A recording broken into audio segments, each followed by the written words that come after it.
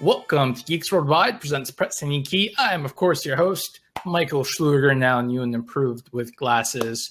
And we have a fantastic show for you this week.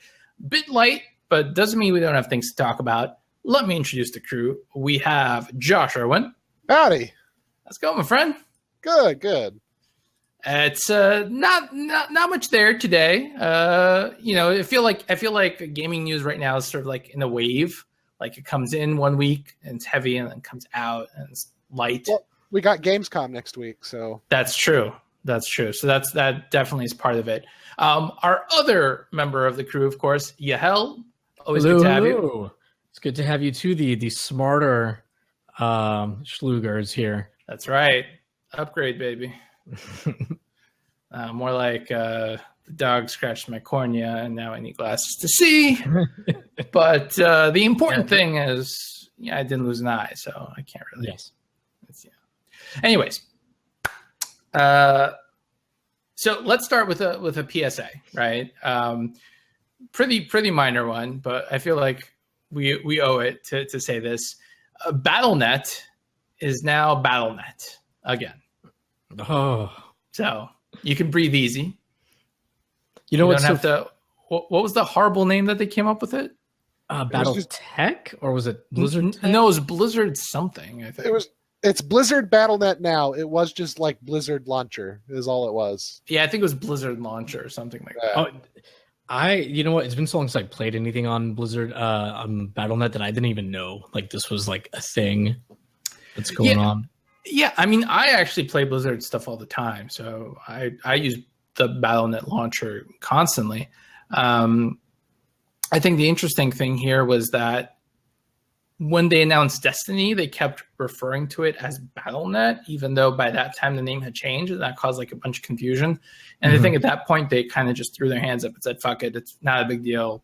Let's just all call it Battlenet because it's easier that way." Right. So that's good for Blizzard. There was no need to change it in the first place. Agreed. Great. Agreed. So pretty quick, pretty simple. I don't like somebody at Blizzard was just like, you know what, guys, you know what we got to do? You know what we need to make a priority? Changing Battlenet's name. Well, what was crazy was that it happened, and then like a month later they announced the new Destiny, and that Destiny would be on Battlenet. So they changed the name to just the Blizzard Launcher, and then a month later they were hyping Destiny 2 on Battlenet, which they said did not exist anymore. So essentially, yeah, it was a really strange thing. It all worked out. Yeah. In the end, it doesn't matter. It's all good, right? Yeah. But that's not the only bit of Blizzard news we have for the week. Very interesting sort of development. So obviously, the remastered version of Starcraft came out. I think it was earlier this week, if I'm not mistaken. Mm-hmm. It's only, I think, what was it, $15, $20, something like that. It's not expensive. Yep, it's 15. Cheap. Mm-hmm. Yeah, very cheap. And, people kind of suspected that this was the case long before it was ever announced because there was a job posting on Blizzard's website for, developer for StarCraft. For the original StarCraft. So people knew something was up. And so similar thing now is starting to happen with Warcraft 3, where there's not a job posting, but they're actually releasing an update to Warcraft 3, even though the game is a decade old, more than that really at this point, 15 years ago for Warcraft 3. That's kind of crazy. So they're implementing a PTR, public test realm, to test balance changes. So that says to me that they're going to be releasing a update to Warcraft 3 in the same vein as the Starcraft Remastered, where they're going to update all the polygons and make it nice and pretty and 4K and all that good stuff. Do you guys agree, or what? I mean, what was your take on this? Excited about this one? Do you want to play Warcraft 3 again? I mean, this wouldn't make. I wouldn't start playing again because of this, but it's cool. I mean, it's nice to see that it hasn't been abandoned. This does no harm to anyone. Obviously, I don't think anyone's going to be upset about it. Well, let me rephrase the question. If they released a remastered version of it, would you play that? Maybe. I'm going to take that as a no. What were you going to say, Josh? Well, first of all, it is the internet, so people are going to be upset. We can't fathom why, but it'll happen. Fair. But I don't know. Like, I think it's kind of a weird move. To me, Warcraft 3 was the least. Warcraft 2 is the classic Warcraft. That's the one I want to go back and play in high definition, personally. So maybe it's an attempt to broaden their esports market. So maybe they're tired of looking at just Starcraft and they want to make another market that's Warcraft. I don't know. I think it's an interesting move, but Blizzard always supports its games for a long time. Just a few months ago, they released a Diablo 2 patch. So, Yeah, that's true. I sort of agree and disagree with you at the same time about Warcraft 2 being the classic Warcraft. It's 15 years ago at this point, so I think any Warcraft is a classic Warcraft. No, true, yeah. I loved 3. I think at the time it was incredibly innovative because they introduced the hero class, and obviously without Warcraft 3, we wouldn't have Dota or League of Legends, or that entire MOBA category just really wouldn't exist without Warcraft 3 and the mods that came from it. Sure. But the story was epic and sweeping. And if you think about it, like in Warcraft 2, there wasn't as much of a distinction between like the humans and the orcs. There was a few different units, but you had completely different play styles in Warcraft 3, which I loved because the elves play so differently from the Tauren, that play so differently from the orcs, that play so differently from the undead. So it's very, very different. And I would genuinely enjoy a visually updated Warcraft 3, but I'm probably in the minority or somewhat minority on this one. Are you just looking to give like a visual update because now you have these glasses? You just want to see what everything looks like. If you go back and you look at the old Warcraft 3, it's fugly. It's kind of fugly, and especially because you had at the time, it had fully voiced dialogue between the different characters during the important sort of cinematic moments, and in the each character had a portrait. And the animation totally did not match up to whatever the audio was. Mm-hmm. So that always bothered me, even back then when I was much younger, obviously. So I'd love to see them fix, little things like that. But also, Blizzard has such a beautiful art department and put so much detail, at least on the art side, into all their models. I would love to see that come through in the game as well. Obviously, it was a hardware limitation back then, technological limitation back then. Mm-hmm. Sure. So I'd like to see that fully realized.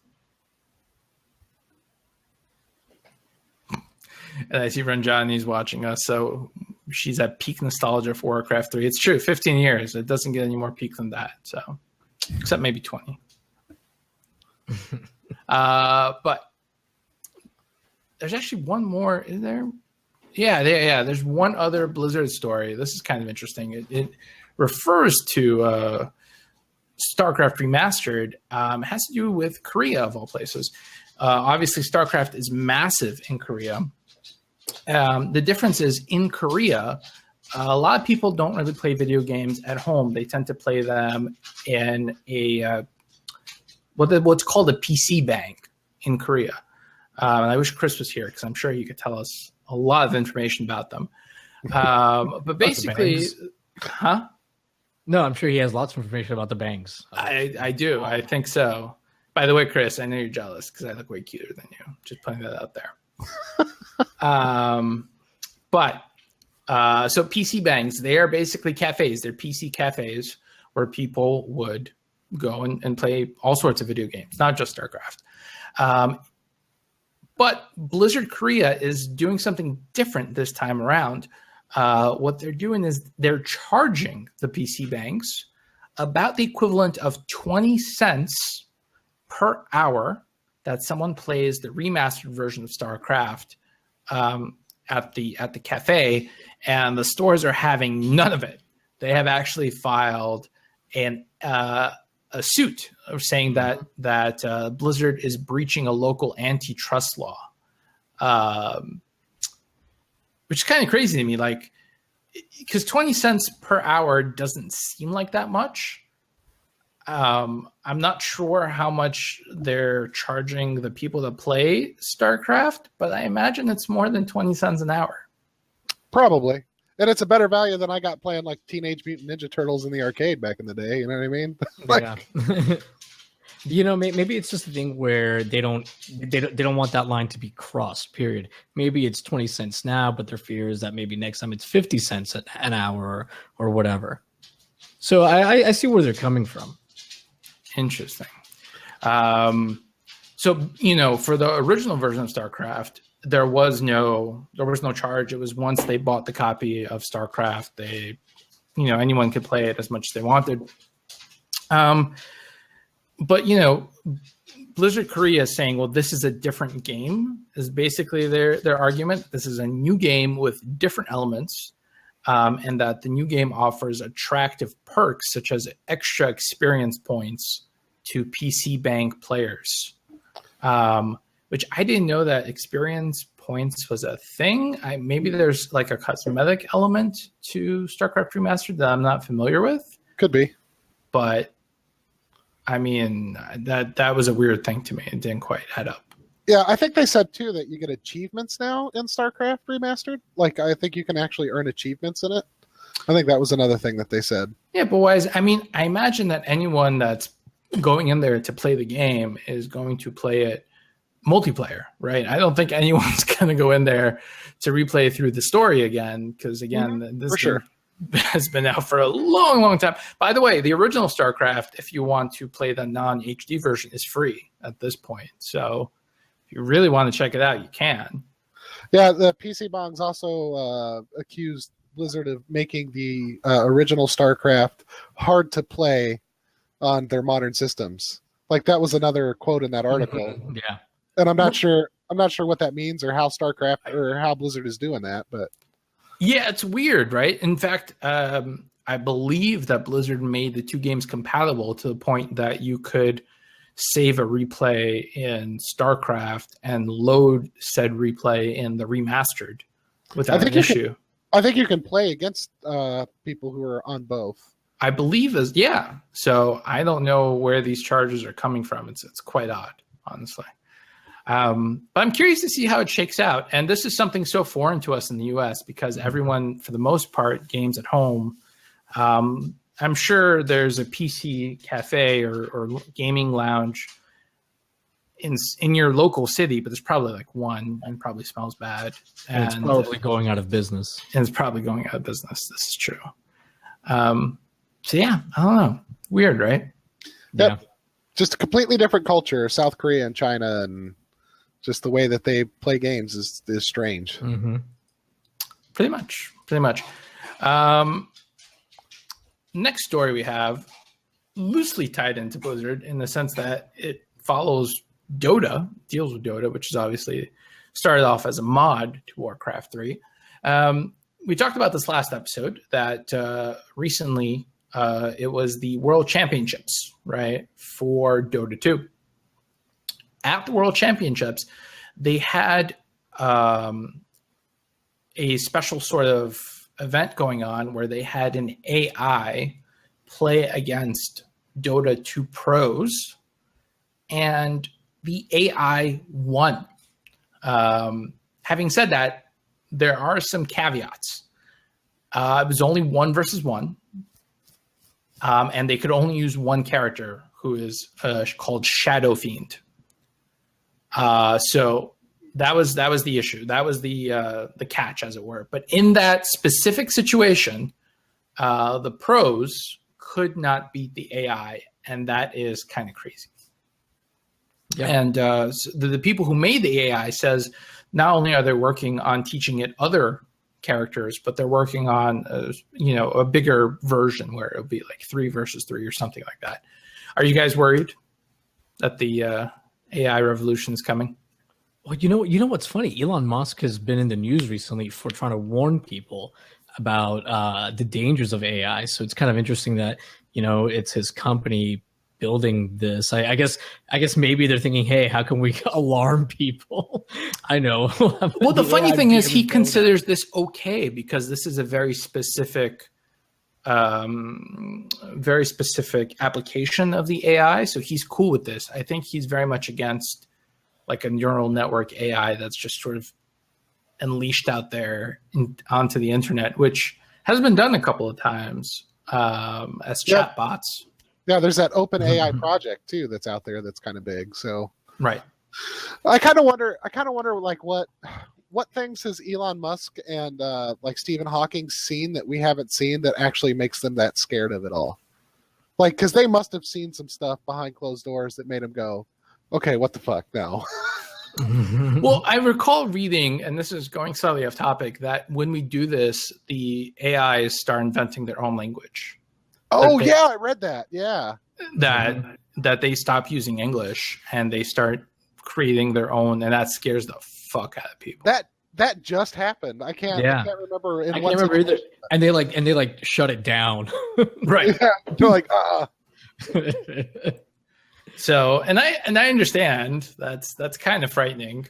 Yeah, and the thing is, like, when Stephen Hawking came out warning about it, I mean, he's warning us not to talk to aliens. He's always like warning us about things that are kind of like, that doesn't really make sense. But when Elon Musk, you hear him, like say, hey man, this is trouble. It's like, oh, actually makes a lot of sense. What Bill Gates says, or not Bill Gates, Stephen Hawking says when he says don't talk to aliens. He makes, I mean, do you know what his argument is, Yahel? Yeah, no, I do know his argument, but I mean, I just also think that that's still a pretty big assumption at the same time. I'm not saying he's wrong. I mean, I just think like, I mean, better safe than sorry. I would say at this point, we, any aliens out there that are capable of intergalactic, flight or faster than light speed travel can probably kick our ass in a fight. So best not to make ourselves know. But if they made it to that lengthy of a civilization, they probably have gotten over petty squabbles like that. That is the counter argument. Yes. And who knows if other races, if aliens, maybe they've united to enslave everyone else. I mean, maybe fighting was never even a thing for them. That could be an intrinsically human thing. True. I doubt that. Yeah, probably not. I doubt that. Well, I mean, that very much. Who's to say we're not already talking to aliens? Well, who's to say that aliens aren't listening? I don't know about us talking to them, but that's. I feel like we're entering. What's that late night radio? Ancient Aliens, the TV. Oh no, that's the History Channel. No, that AM. There's that. I love that show. You guys do know that aliens came down to help Blizzard build Warcraft. You know that, right? Yeah, they modeled the orcs after him, and the orcs were supposed to win. That was the whole point. Mm-hmm. Yeah. I mean, everyone knows that. Duh. But yeah, so no, this is really interesting to me, though. If you think about it, anytime we've seen AI touted, right, as AI beats humans, it's always been in a two-dimensional game, a game like chess, a game like Go. That was a big deal because obviously the potential moves for Go are so massive that you can't just brute force the calculations like we did back in the 90s with Deep Blue versus Kasparov. For anyone that knows their history, that was a brute force machine. That was a machine that was designed to calculate every single possible move in like 2 seconds and then pick one. That was the best move. Fast forward a decade, we have an AI that plays Go, the Chinese game of Go, and also beats the best Go player in the world, hands down. In fact, I believe it beat like 3 Go players that were like, they were talking to each other. Like the 3 players were professionals, were talking to each other and trying to pick the best moves collectively. Still couldn't beat the AI. And that's a big deal because that one's not a brute force calculation because there's too many possible moves. The board is too big. It's 16 by 16. Mm-hmm. This is different, right? This is now we're in a 3-dimensional space. And you have to not only keep track of all the pieces, you have to keep track of the mobs that are going up and down the lane. You have to keep track of your own abilities, the other players' abilities. Just in that context, this is kind of fucking crazy that this thing beat the pros. Not just kept up with them, not just like, put up a good fight. It beat them. Yeah, and even though, like you said earlier, there were a lot of caveats to it. It was a very, very specific game types, but it beat them every time. Was what I thought was pretty impressive. It wasn't just like a one-off thing or whatever. Every time. And again, this thing is using what's called neural network learning. What it does is it plays the game with itself hundreds upon thousands of times over and over and over and over and over again until it becomes good. And that's crazy to me. That is just, think about that process. It's insane.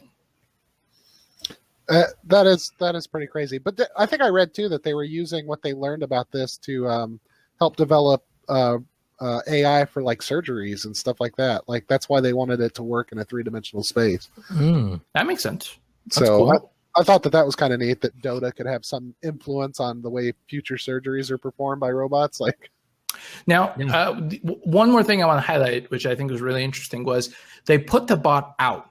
Right, the company put the bot out and said the first 50 people who can beat this will get like some really cool cosmetic limited edition stuff. And when they put it out to like the people who were attending the championship, they did it. They beat them. The people beat the bot. Yeah, they figured out a way to cheese it. Yeah, they cheesed it. So they did things like distract the enemy creeps or buying unusual items.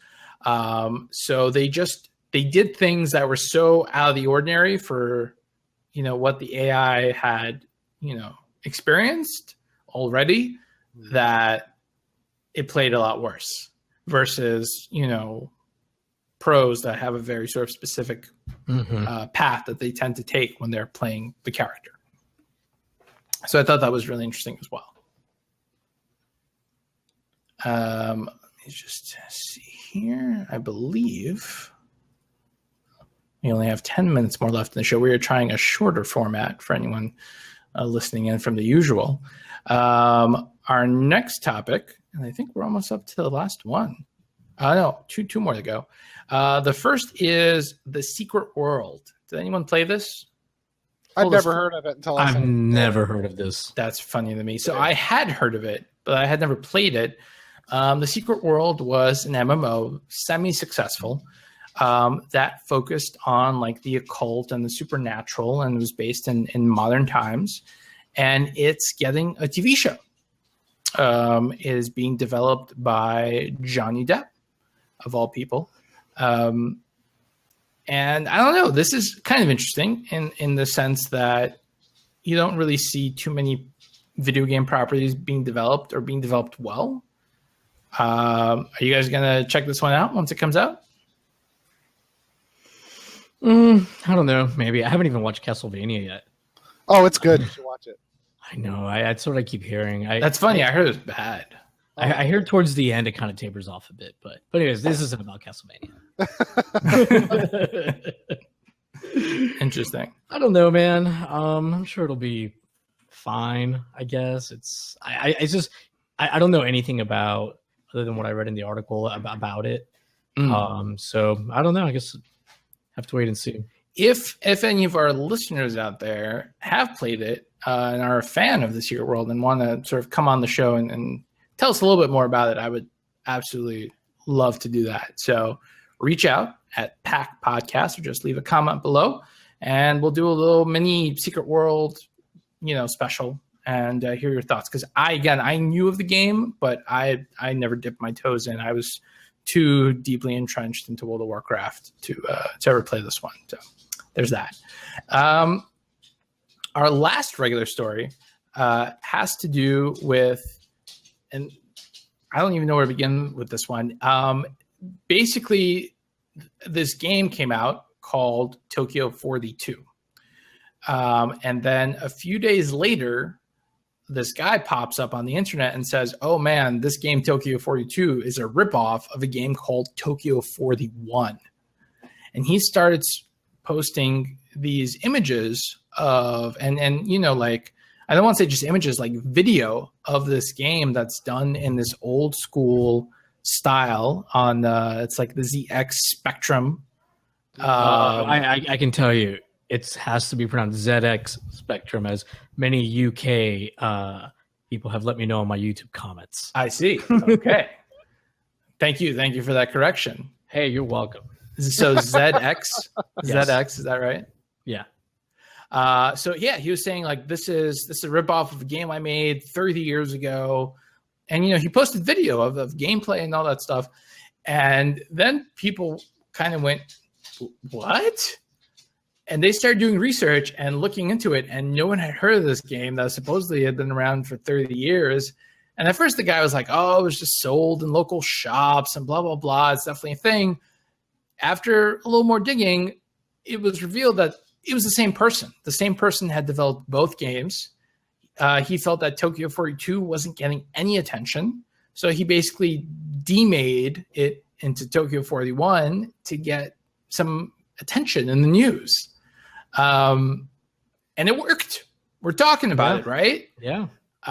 So my question is, A, what do you guys think it takes for a game to succeed in 2017? Is this you know something that everyone's going to have to do now? And B, I mean, what was your thought on this? Do you think this guy's like a marketing genius, or you know, sort of like a big fat liar?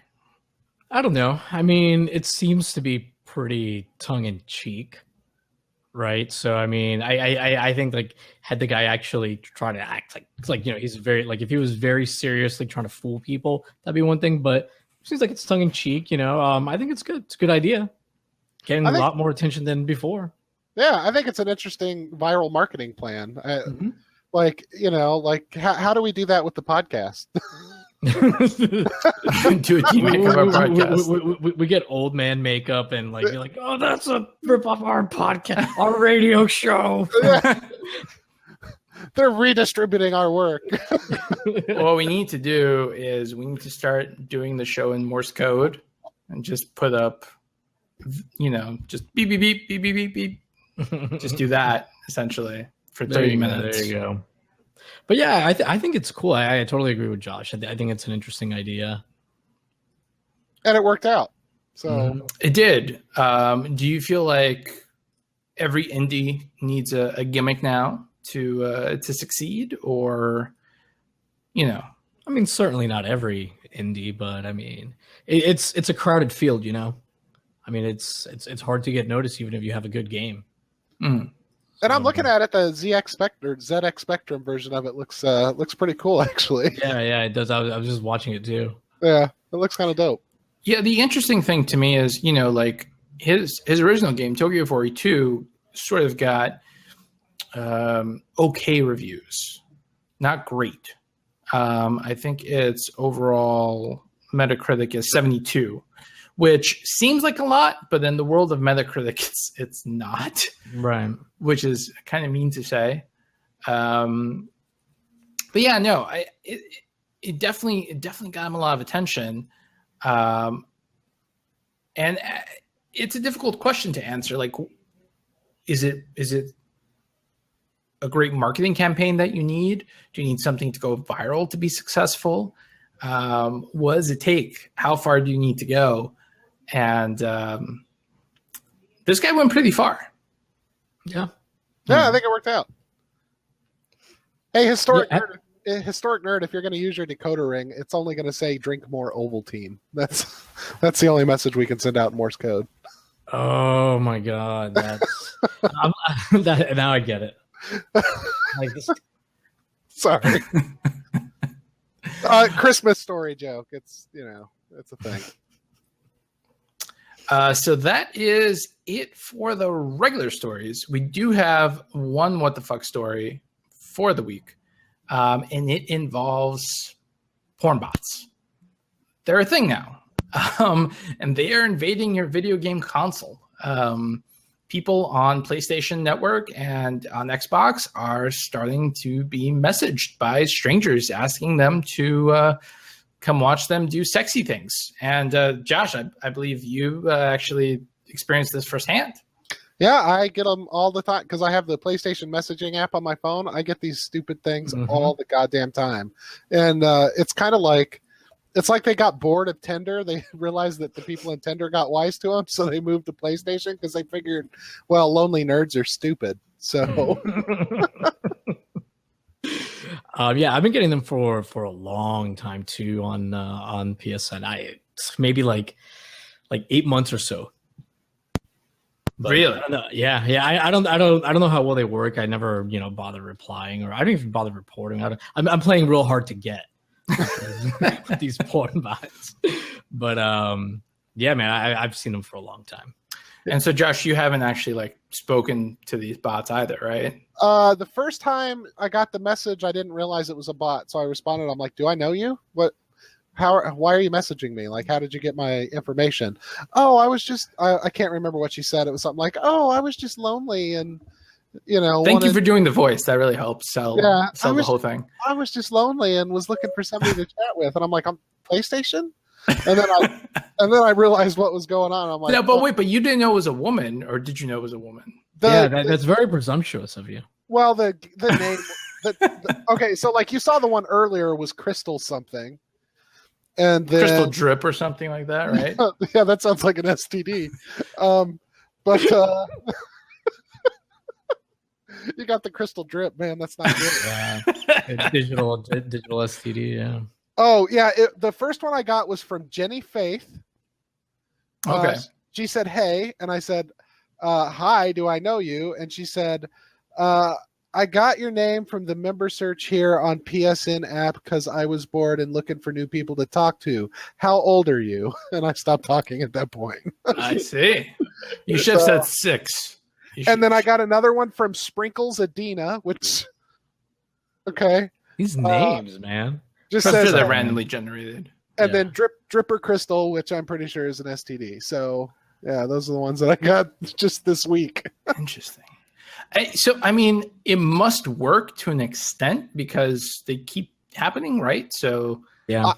I have a theory that it is somehow tied into the way that PlayStation is tied into Facebook, because I've been getting them a lot through Facebook lately, too.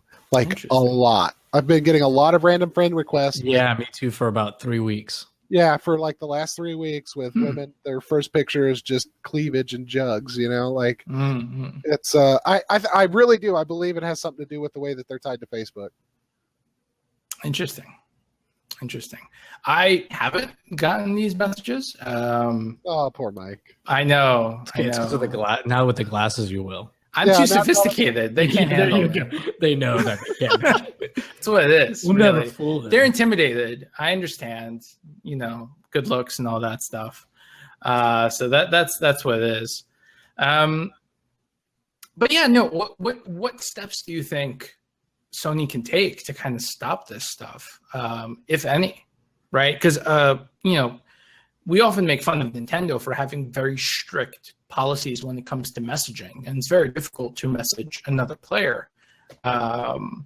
But in this particular instance, it's probably working to Nintendo's favor. I don't think too many of these porn bots are going to be showing up in Switch or on the Switch, right? Whatever the equivalent of the Switch texting app is, if there even is one.